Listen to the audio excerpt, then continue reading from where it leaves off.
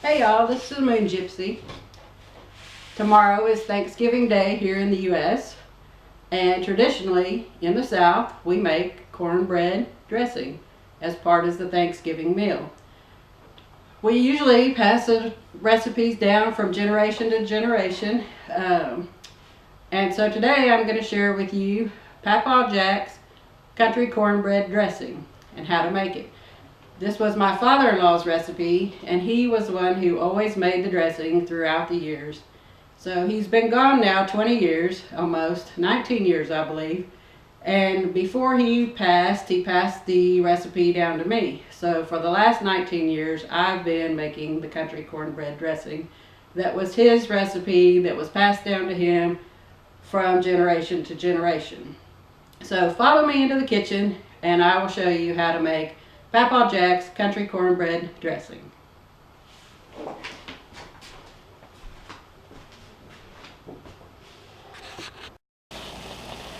So I make the dressing in steps. The first thing I do is get a stick of regular butter. Unsalted butter is usually what I use. And then I get a whole, the package of celery, the whole big stalk. And I cut the whole thing up and put it in there. And then one large onion. And then you saute it until the vegetables are tender. And then you're going to put that to the side once they're done. The butter and everything. Everything in the pan. Put in a bowl and set it to the side. And then we'll start the next step, which is boil a dozen eggs. Once you boil the dozen eggs and they're cool, peel them and put them to the side. Okay, we've come into the kitchen now, and the first thing that we did, we already did the celery and onions. We sauteed them in the stick of butter, and then I put them in the refrigerator while I did the rest of the prepping. When you do this dressing, the biggest part of it is the prep work. That's what takes the longest. So what I'm going to do is put this is the celery and onions once it got cooked down and it's been in the refrigerator. The vegetables are now tender. There's a lot of butter in this still, which cornbread dressing has a lot of butter in. So just going to add it in to your big bowl. My hand's probably in the middle of that. Let me move it around. Okay. So get your vegetables down in the bottom.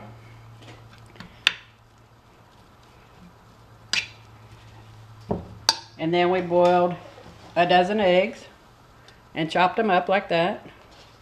They'll go down into the bowl. And this is going to make a huge bowl of stuff. So, kind of hard to do this in a video. So, okay. So we got the eggs in.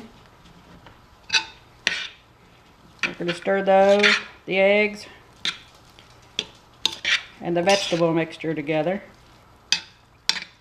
I'm going to put the complete recipe down below so you can have all the instructions there, but I'm just showing you what it's going to look like when you put it together.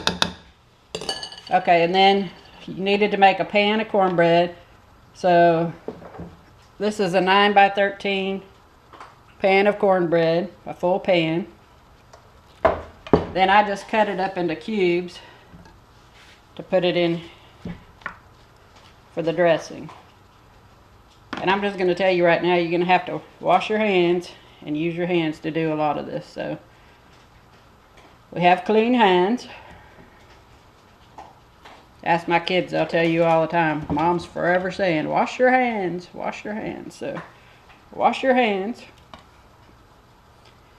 And then you just add all that cornbread. The whole pan will go in here.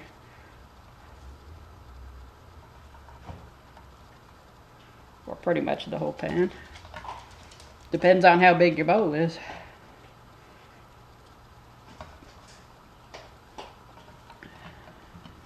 So I hope you can see.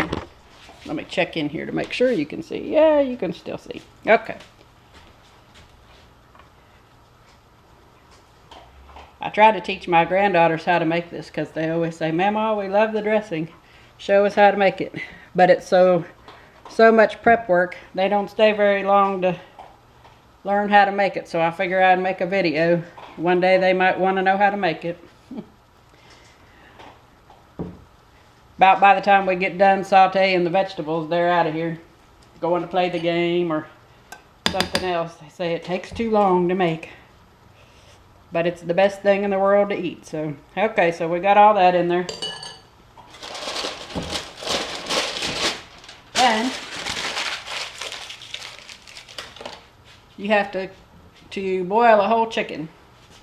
You boil the whole chicken, and then you debone it. So this is all just chicken. Okay, that's going to go in your bowl. My bowl's getting pretty full here. But don't worry, when we put the broth in there in a little bit, it's going to make it go down some. So, okay, we added our chicken.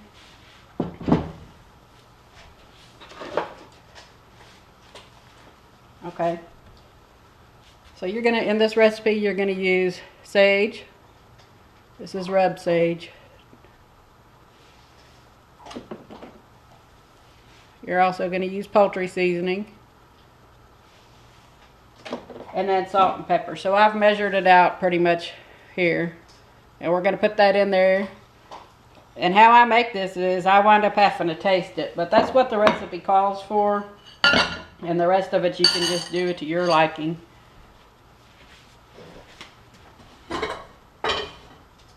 Now the next thing that goes in there is chicken broth. And I just actually use the broth from my chicken.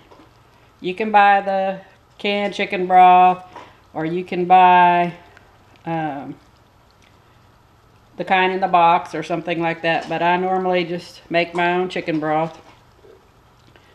It's where the chicken was cooked. Don't get any bones in there.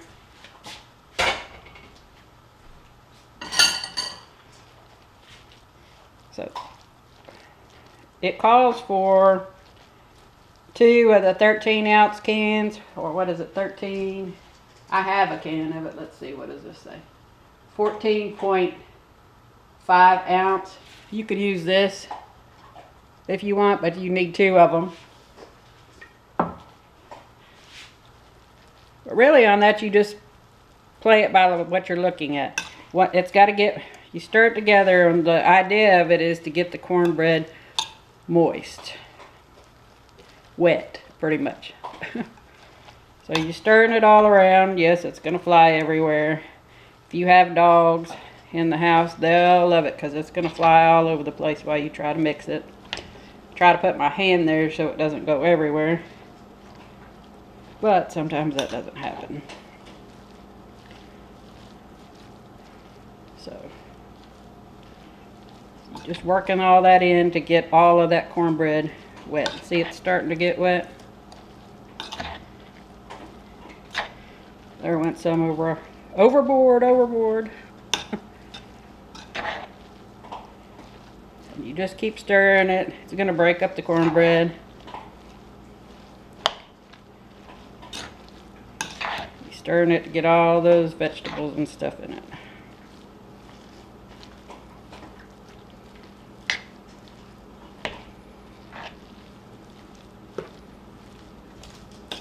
Oh, here comes the dog. Zoe said, oh, I got a chicken bite.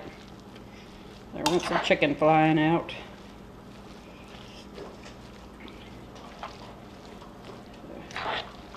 As you stir, you'll see it's getting wet. Because all of that broth went down to the bottom.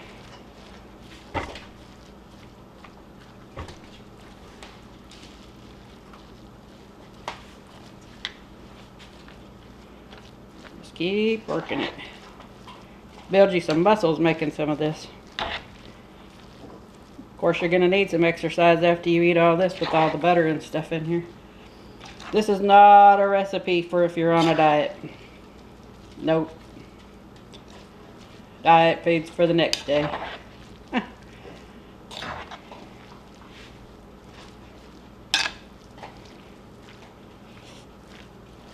Just keep stirring it in.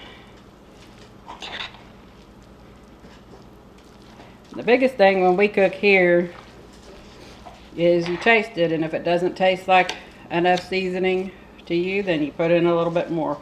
And I'll tell you this, the longer it sits, the more flavor that it absorbs. So usually I go ahead and make it up the day before and set it in the refrigerator so the flavors will marry together.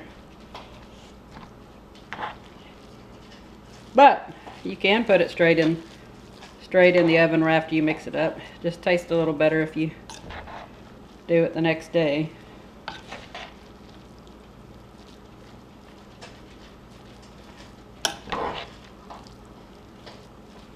But you pretty much get the gist of it. See all that the eggs and the vegetables are starting to come up to the top now, where I'm getting them stirred in.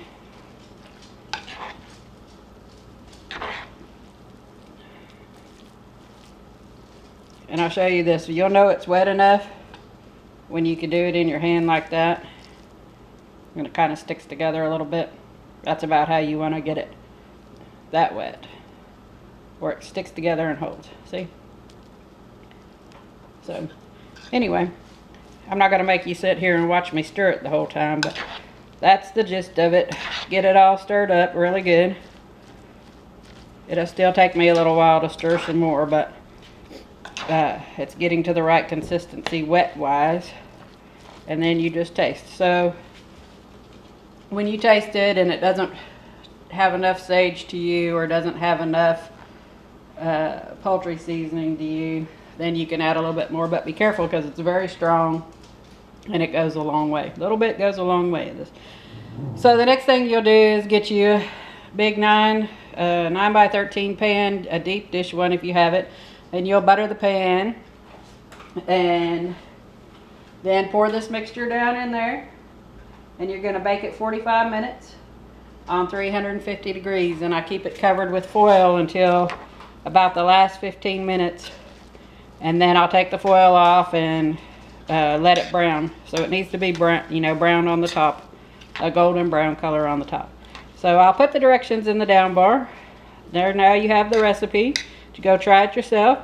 I want to know in the comments if you will tell me what your favorite traditional Thanksgiving dish is, what you make in your family, what traditions might have been passed down as far as recipes, and hope you have a happy Thanksgiving, and blessed be.